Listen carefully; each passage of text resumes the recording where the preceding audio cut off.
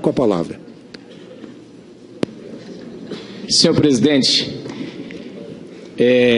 eminente procurador, tudo que nós temos ouvido até agora é dizer que a presidente está sendo impeachmentada e que é uma presidente que não cometeu crime algum. E muitos perguntam para a gente, por onde a gente anda, olha, mas qual crime que? Porque disseram que ela não cometeu crime algum. Então, diante disso, eu gostaria que Vossa Excelência, se pudesse, Vossa Senhoria, se pudesse, nos explicasse a diferença entre o crime comum, que foi tratado pelo Dr. Max, e o crime de responsabilidade que nós temos tratado aqui, para que aqueles que nos assistem pudessem saber com clareza qual o crime cometido pela ré. Porque esse tem sido um dos temas mais debatidos e mais falado aqui hoje.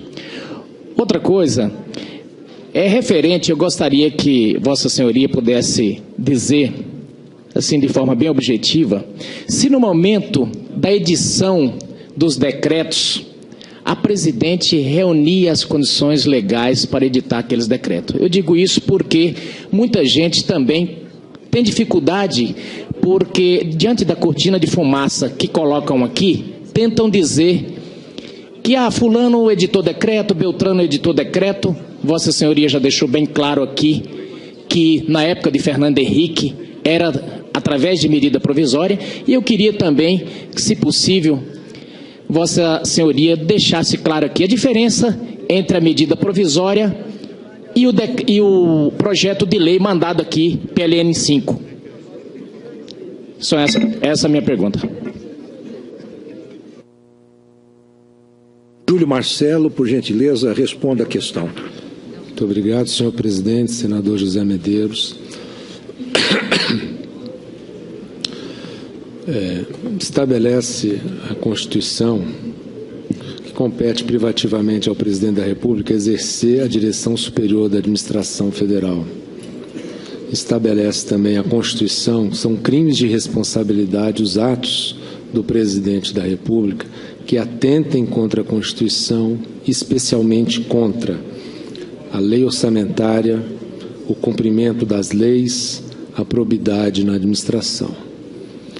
Os fatos aqui constantes da denúncia, que deram ensejo a um parecer pela rejeição das contas presidenciais, são fatos atinentes às leis orçamentárias e à lei de responsabilidade fiscal. Descumprimento destas normas na gestão fiscal do país, que é uma das mais fundamentais tarefas de um presidente da República. É a tarefa instrumental número 1, é aquela que permite o atingimento dos outros objetivos do governo. Então, há vedações claras que foram descumpridas, e a do artigo 36 da LRF veda que o Poder Executivo, que o ente controlador, no caso a União, dirigida pela Presidente da República, estabeleça operação de crédito, utilize os bancos federais como fonte de recursos para a realização de despesa pública. E essa despesa pública tem que ser custeada com recursos arrecadados ou mediante emissão de títulos no mercado de maneira transparente, de acordo com a legislação brasileira. A União não é dado utilizar nenhum banco federal como fonte de recursos para financiamento de nenhuma política pública. Essa é uma das condutas. A outra conduta diz respeito à emissão de decretos de suplementação de créditos orçamentários em desacordo com a autorização legislativa conferida pelo Congresso Nacional. Cabe ao Congresso Nacional estabelecer o orçamento da República.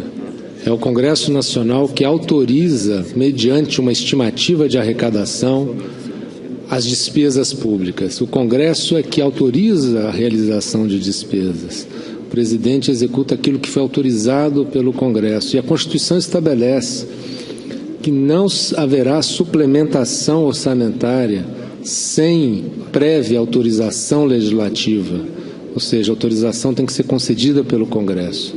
E a autorização que o Congresso concedeu à presidente tinha uma condicionante, que era estar cumprindo a meta fiscal. Ok, Poder Executivo, presidente, se a meta fiscal estivesse sendo cumprida, Vossa Excelência pode editar um decreto de suplementação, desde que esse decreto seja compatível, continue a compatibilidade com a atividade. Pois não. Senador José Medeiros tem direito à réplica.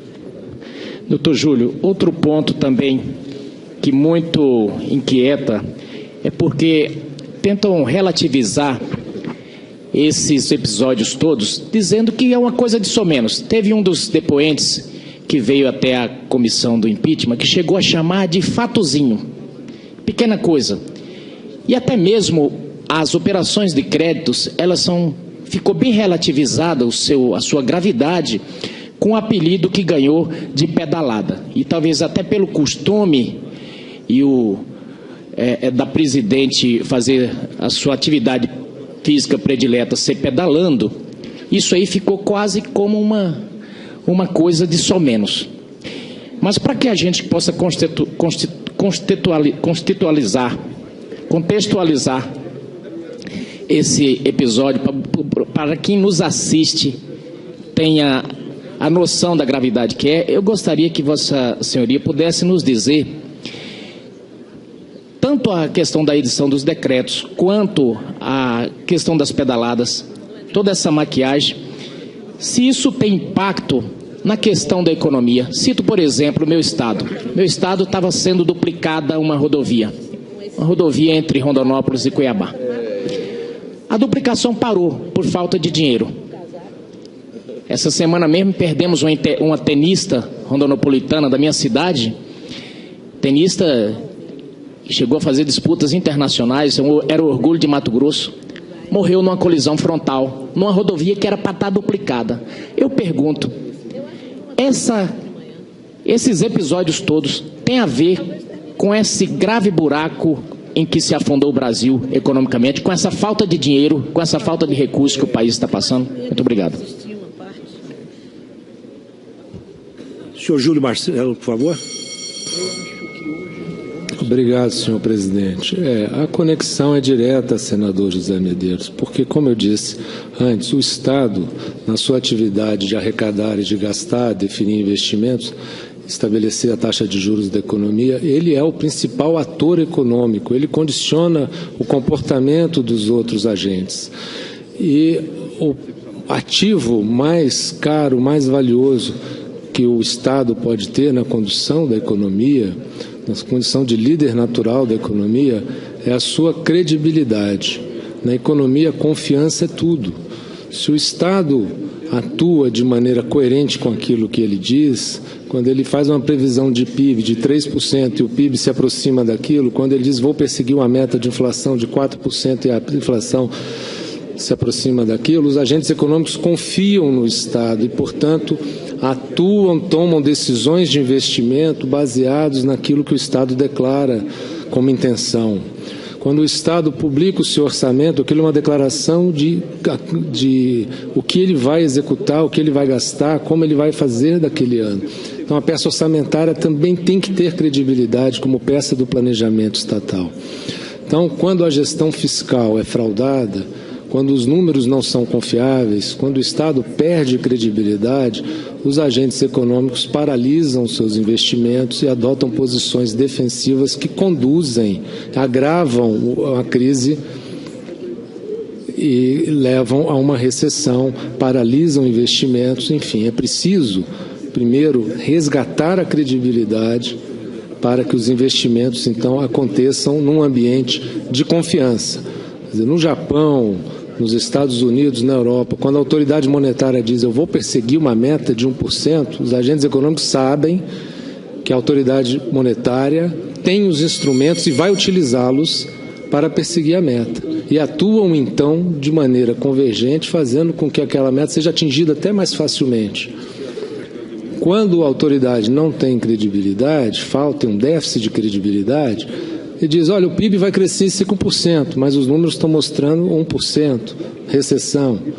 A inflação vai estar dentro da meta, mas a inflação se mostra 9%, 10%.